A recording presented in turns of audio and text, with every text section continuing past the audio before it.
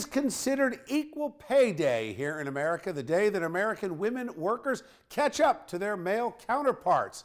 Some say that it takes 15 months for a woman to make the same that a man makes in 12 months, while others say the data used to come up with this is skewed and doesn't paint an accurate picture.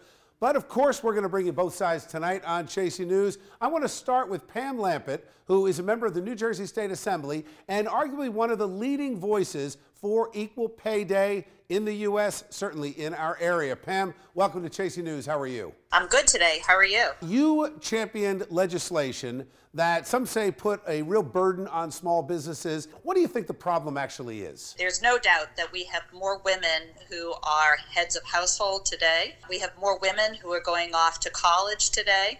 We have more women who are becoming CEOs of major companies today.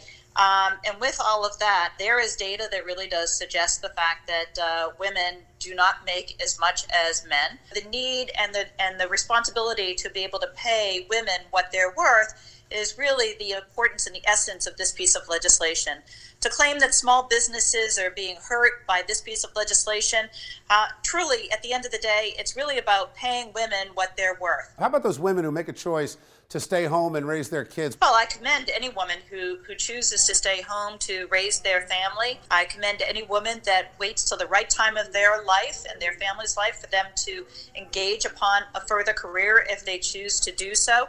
I ask that when they do, that somebody looks at just their experience, not necessarily their recent pay. Thank you, Pam. I do appreciate you joining me today. Let's certainly stay in touch. Joining me now, Carrie Lucas, who is the president of the Independent Women's Forum, who doesn't entirely agree with all of the hype about this day. Carrie, let me understand what your position is. All of these statistics that are the basis for Equal Pay Day don't control for things like the industry somebody works in, even how many hours they work. The truth is that men on average work about a half an hour longer a day. Even we're talking about comparing full-time working men to full-time working women, and men are still working a little more in the office. That means that those extra half hours add up. So it's really no surprise that men end up earning more than women. Carrie, let me ask you, does it hurt women that there's only really one side pushed in the media? Well, yeah, I don't think it's a good thing. I don't think it's empowering for women to always feel like they're victims or to be told that you're doing something wrong if you're not, maximizing your pay. I think women out there know that when we think about jobs and think about work, we've got a lot of things to consider.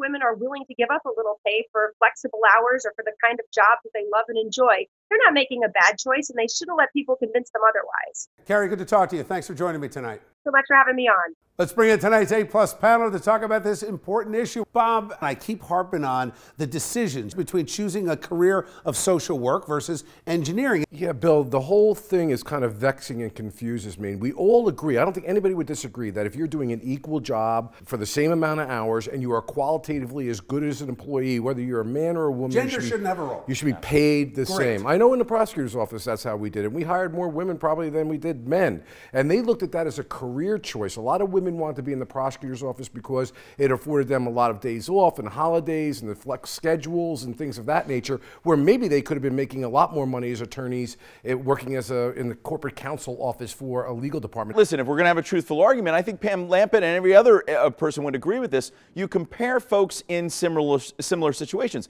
And even say, we use an example of my wife, she's going to love this, but she's going to be out of the economy for 10 years. She's not going to be comparable to somebody that's been working in the economy 10 years. It's taking people who are similarly situated and making sure that their pay is comparable. All right. Thank you, guys. Appreciate it.